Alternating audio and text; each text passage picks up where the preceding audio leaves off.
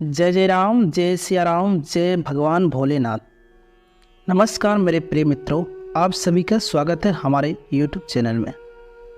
प्रिय दर्शकों, आज की जो कहानी है, आज का जो प्रसंग है, बहुत ही ज्ञानवर्धक और प्रेरणादायक कहानी है।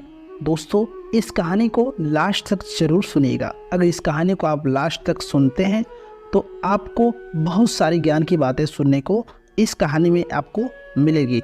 दोस्तों, ये कहानी है शिव भक्त और गौरैया चिड़िया की कहानी। इस कहानी में बहुत ही आपको ज्ञान की बातें प्राप्त होंगी। तो दोस्तों, इस कहानी में लास्ट तक बने रहेगा शिव भक्त और गौरैया चिड़िया की कहानी में। दोस्तों, हम कहानी को शुरू करें इससे पहले आप अभी से हमारे वीडियो को लाइक कर दीजिए और चैनल पर नए हो तो चैनल को सब्सक्राइब कर लीजिए और वीडियो को शेयर कर दीजिए। तो प्रिय दर्शकों, चलिए हम शुरू करते हैं कहानी। प्रिय दर्शकों, ये कहानी है गुजरात की एक बूढ़ी माँ की। दोस्तों, जहाँ पे बुढ़िया माँ रहती थी वहीं के पास में एक बरगद का पेड़ था। वहाँ पे दो पति पत्नी गौरैया चिड़िया रहते थे। वो दोनों गौरैया पक्षी भगवान भोलेनाथ के बहुत बड़े भक्त थे।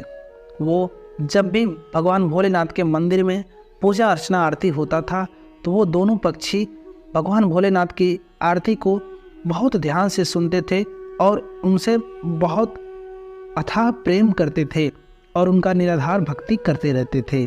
उन दोनों पक्षियों को भगवान भोलेनाथ के प्रति इतना प्रेम था कि दोनों इतना लीन रहते थे कि अगल बगल क्या हो रहा उनको कुछ पता नहीं चलता था।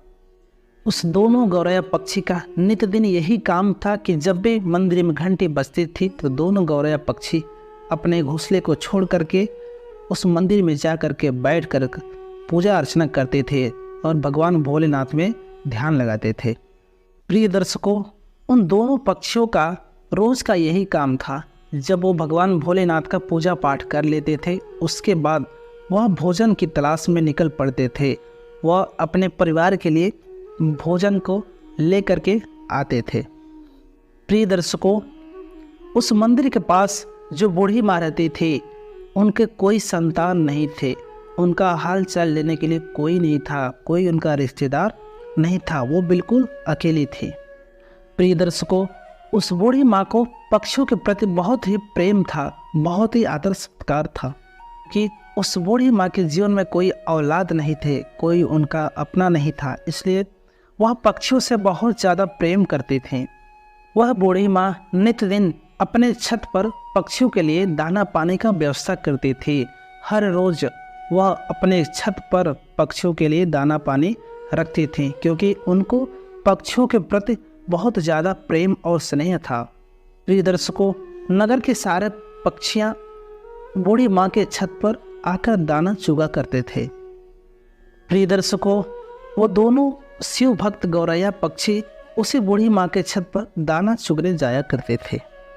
वो दोनों शिव भक्त गौरैया पक्षी बहुत खुश थे कि उन्हें दाना चुगने के लिए दूर नहीं जाना पड़ता था और पास में ही यह बूढ़ी माँ हमें रोज़ दाना खिलाती है। वह दोनों गौरैया पक्षी दाना चुगते पानी पीते थे और उसमें से थोड़ा सा अपने बच्चों के लिए भी लेकर के जाते थे। इसी प्रकार से उन दोनों गौरैया पक्षी का अपना जीवन यापन चल रहा था। बहुत ही खुशी और सुख जीवन उनका चल रहा था। उस बूढ़ी माँ के कारण उन चिड़िया का पेट भर रहा था और वह आराम से निश्चित भगवान शिव की आराधना कर पाते थे। अब इसी तरह से दिन गुजर रहे थे। फिर एक दिन की बात है, वह बूढ़ी माँ बीमार हो जाती है। वह अपने बिस्तर पर पड़ जाती है और उनका कोई भी बहू बेटा नहीं था, कोई अपना नहीं था जो बूढ़ी माँ का उपचार करता, उन्हें दवाई वगैरह लाता, उनका इलाज कराता। उनका अपना कोई नहीं था जो उस बीमार बूढ़ी माँ का दवा कराता। बूढ़ी माँ बिना दवा के इसी तरह बिस्तर पर पड़ी रहती थी। कोई उनको पूछने वाला नहीं था, कोई उनका हालचाल लेने वाला नहीं रहता था। अब वह अपने छत पर दाना पानी नहीं डाल पा रही थी। तो जब वह गौरैया पक्षी उस बूढ़ी माँ के छत पर दाना चुगने आते हैं तो वहाँ पर दाना पानी नहीं दिखता। और दिखता भी कैसे, जब बूढ़ी माँ बीमार हो चुकी थी, क्योंकि उसी बूढ़ी माँ ने नित्य दिन रोज सवेरे पक्षियों के लिए वहाँ दाना पानी रखा करती थी। गौरैया पक्षी मन ही मन सोचते हैं कि बूढ़ी माँ कहाँ चली गई, जो छत पर दाना पानी नहीं रख रही है। उसके बाद बूढ़ी माँ बीमार रहती है। इसी तरह 2 दिन बीतते हैं, 3 दिन बीतते हैं। धीरे धीरे बूढ़ी माँ का हालत गंभीर होता जाता है। वो बहुत कमज़ोर हो जाती है अपने आप में। वो बिस्तर पर ही पड़ी रहती है, उठने की शक्तियाँ ख़त्म हो जाती हैं। इसके बाद ऐसे धीरे धीरे करके बिना दवाई बिना इलाज के उस बूढ़ी माँ की मौत हो जाती है। अब वह दोनों पक्षी देखते हैं कि उस बूढ़ी माँ का पता नहीं चल रहा है और वो छत पर दाना पानी नहीं रख रही है। तो वह दोनों पक्षी जो शिव भक्त थे वो बहुत ज़्यादा परेशान हो जाते हैं और उस बूढ़ी माँ को पूरे गांव में आसपास ढूंढने लगते हैं और खोजने लगते हैं। खोजते खोजते दोनों पक्षी बहुत थक जाते हैं, पर उनको बूढ़ी माँ कहीं दिखाई नहीं देती है। तब उसी में से जो मादा पक्षी होती है वो नर पक्षी से कहती है कि हे स्वामी, बूढ़ी माँ कहाँ चली गई, जो हम लोगों को दाना पानी देती थी और अन्य पक्षियों को भी दाना पानी खिलाती थी। वह आखिर कहाँ पर गई होंगी? हमने इतना ढूंढा पर वह बूढ़ी माँ हमें मिली नहीं। अब हम क्या करें? उस गौरैया का पति कहता है कि प्रिय, हमने तो हर जगह उस बूढ़ी माँ की तलाश करी, लेकिन उस बूढ़ी माँ का कहीं पता नहीं चल रहा है। उसके बाद कहता है कि हमने सारे जगहों पर देख लिया, लेकिन एक जगह नहीं देखा। हमें उस बूढ़ी माँ के खुद के घर में जाकर देखना चाहिए। शायद वह बूढ़ी माँ बीमार तो नहीं हो गई हैं जो घर के अंदर पड़ी हों। अब यह कहने के बाद वह गौरैया पक्षी बूढ़ी माँ के घर चले जाते हैं और जब अंदर जाकर देखते हैं तो बूढ़ी माँ अपने बिस्तर पर लेटी हैं। उनके शरीर में कोई हलचल नहीं थी। उनके चेहरे पर, उनके बदन पर चारों तरफ मक्खियाँ बैठी हुई थी, मक्खियाँ भिनभिना रही थीं। वह दोनों पक्षी अपने पंख के फड़फड़ाहट से उन मक्खियों को उस बूढ़ी माँ के ऊपर से हटाते हैं और उस बूढ़ी माँ को जगाने की कोशिश करते हैं, लेकिन उस बूढ़ी माँ के शरीर में कोई हलचल नहीं होती। तब गौरैया का पति कहता है कि प्रिय, बूढ़ी माँ अब इस दुनिया में नहीं रही, उनकी मृत्यु हो चुकी है। यह देखने के बाद दोनों पक्षी बहुत ही निराश हो जाते हैं, बहुत ही उदास होते हैं। उन्हें बड़ा ही दुख होता है। अब उन पक्षियों को दाना चुगने के लिए बहुत दूर दूर जाना पड़ता है। अब इसी तरह से शाम हो जाती है और शाम को जब मंदिर का घंटा बजता है और भगवान शिव की आरती होने लगती है, तब वह दोनों पक्षी उस मंदिर में जाते हैं और एक पैर पर खड़े होकर भगवान शिव की निराधार भक्ति करने लगते हैं और उनका जप करने लगते हैं। 2-3 घंटे बीत जाते हैं, पर वो दोनों पक्षी इसी तरह लगातार महादेव की भक्ति करने लगते हैं। ऐसे करते करते उन दोनों पक्षियों को भगवान शिव की आराधना करते करते 1 महीना बीत जाता है। उन पक्षियों ने महादेव का भक्ति करना अभी तक नहीं छोड़ा और महादेव की भक्ति करते रहे। ऐसी भक्ति देखकर महादेव बहुत प्रसन्न होते हैं और उन पक्षियों को दर्शन देते हैं और कहते हैं, हे गौरैया, तुम्हें क्या चाहिए? तुम जो मांगोगी मैं तुम्हें वो चीज़ दूंगा। मैं तुम दोनों के इस अखंड भक्ति से बड़ा ही प्रसन्न हुआ। छोटी सी जान होते भी तुमने अपने अवकाश से बाहर भक्ति की है, इसलिए मैं बहुत ज़्यादा प्रसन्न हूँ। तुम जो मांगोगे वो मैं तुम्हें दूंगा।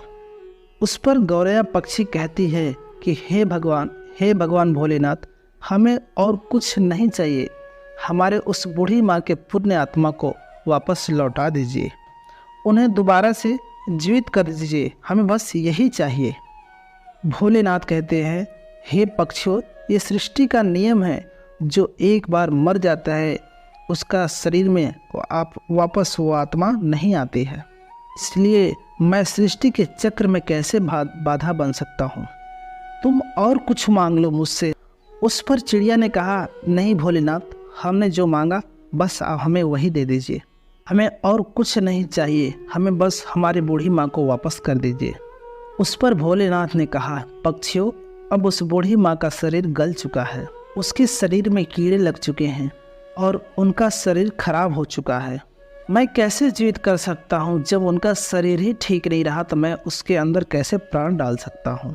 दोनों पक्षी, दोनों पति पत्नी भगवान भोलेनाथ के सामने हट करने लगते हैं और दोनों पति पत्नी कहते हैं, प्रभु आपने तो हमें वचन दिया था कि तुमको जो मांगना है वो हमसे मांग सकते हो, फिर आप अपने वचनों से मुकरिए नहीं, हमें हमारी बूढ़ी माँ को वापस दीजिए। तब भगवान भोलेनाथ ने कहा, हे पक्षियों, मैं तुम्हारे हट के आगे और अपने वचन के आगे विवश हूँ। अब इस प्रकार भगवान भोलेनाथ ने उस बूढ़ी माँ के खराब शरीर को सही किया। उसके बाद उस बूढ़ी माँ के शरीर में प्राण फूके। प्रिय दर्शकों, इस प्रकार से वह बूढ़ी माँ फिर से जीवित हो गई। अब अपने सामने भगवान भोलेनाथ को देखकर वह बूढ़ी माँ भाव विभोर हो जाती है। वह बूढ़ी माँ बहुत प्रसन्न होती है, कहती है, हे प्रभु, मेरे जन्मों जन्म का कष्ट आपके दर्शन से खत्म हो गए। आपने मुझे दर्शन दिया। हे प्रभु, मैंने ऐसा कौन सा पुण्य काम किया था कि आपने मुझे जीवित कर दिया। तब उस पर भोलेनाथ जी कहते हैं, हे बूढ़ी माँ, हम तुम्हारे कारण तुम्हें जीवित नहीं किए हैं, मैंने तो तुम्हें उन दोनों पक्षियों के लिए जीवित किया है। उन दोनों पक्षियों ने मेरा निराधार भक्ति किया, दिन रात बिना अन्न पानी ग्रहण किए मेरी पूजा की और एक पैर पर खड़े होकर के मेरा आराधना किया। इसके कारण मैं उन्हें आशीर्वाद दिया, तुम उन्हीं के कारण आज जीवित हो, इस धरती पर हो। यह पक्षी और कोई नहीं जो तुम्हारे छत पर गौरैया पक्षी का जोड़ा दाना चुगने रोज आता था, उसी ने यह भक्ति की है, उसी कारण आज तुम जीवित हो। फिर उस बूढ़ी माँ ने भगवान भोलेनाथ को दंडवत किया और फिर भोलेनाथ वहाँ से अंतर ध्यान हो गए। वह बूढ़ी माँ पहले की तरह नित्य दिन अपने छत पर दाने और पानी रखने लगी और वह गौरैया पक्षी का जोड़ा उस माँ के छत पर आते थे और दाना पानी पीने लगे। तब उस बूढ़ी माँ ने उस गौरैया पक्षी से कहा, हे पक्षियों, तुमने मुझे जीवन दान दिया है, तुमने भगवान भोलेनाथ की आराधना की है और अपने लिए न मांगकर मेरे लिए मांगा। हे पक्षियों, मैं यह चाहते हैं कि तुम मेरे घर पर ही वास करो, नित्य प्रतिदिन मेरे आंखों के सामने ही रहो। अब यह सुनने के बाद उस दोनों पक्षी ने बूढ़ी माँ का प्रस्ताव स्वीकार करते हैं और उस बूढ़ी माँ के घर आकर रहने लगते हैं। इसी प्रकार से दिन बीतने लगते हैं और उस बूढ़ी माँ का चर्चा गांव-गांव में फैलने लगती है, दूर दूर तक फैलने लगता है कि एक बूढ़ी माँ है जो मरकर भी जीवित हो गई है और उनमें एक अजीब सी शक्ति आ गई है। अब इसी तरह उन बूढ़ी माँ के पास धीरे धीरे कई लोग आने लगे। वह लोग बूढ़ी माँ के पास आते थे, उनको कोई भी रोग होता वो बूढ़ी माँ से बताते थे और बूढ़ी माँ भोलेनाथ के नाम पर पूजा पाठ कर देती थी और लोग सही होकर के अपने घर लौट जाते थे। ऐसे ऐसे समय बीतता गया, बहुत दूर दूर से लोग वहाँ आते थे और बूढ़ी माँ की वजह से उन सभी लोगों का दुख दूर होता था। इसी तरह अब बूढ़ी माँ का चर्चा दूर दूर तक फैलने लगी। अब दूर दूर से लोग उस बूढ़ी माँ के पास अपना इलाज कराने, अब इसी प्रकार बहुत दिन बीत जाते हैं। अब वह बूढ़ी माँ जीवित अपने उसी घर में समाधि ले लेती है। आज भी उस समाधि स्थल पर उस बूढ़ी माँ का एक भव्य मंदिर बना हुआ है। वह मंदिर गुजरात में स्थित है, चिड़िया वाली बूढ़ी माँ के नाम से वह मंदिर जाना जाता है। अगर आप उस मंदिर पर जाते हो तो आपको अभी भी उस मंदिर पर गौरैया पक्षी का जोड़ा जरूर दिखेगा। प्रिय दोस्तों, उस मंदिर की बहुत दूर दूर तक ख्याति है। लोग कहते हैं कि कोई भी किसी को भी कोई दुख हो, कोई परेशानी हो, वहाँ आता है, उसके सारे दुख दूर हो जाते हैं। प्रिय भक्तों, उस गौरैया चिड़िया ने उस बूढ़ी माँ को कैसे अपने अखंड भक्ति से जीवित कर दिया, भोलेनाथ की कृपा से कैसे वो बूढ़ी माँ जीवित हो गई, कैसे वो लोगों का कल्याण करने लगी। प्रिय दर्शकों, हमें इस कहानी से यही सीख मिलती है कि कभी भी हमें किसी दूसरे पर निर्भर नहीं रहना चाहिए।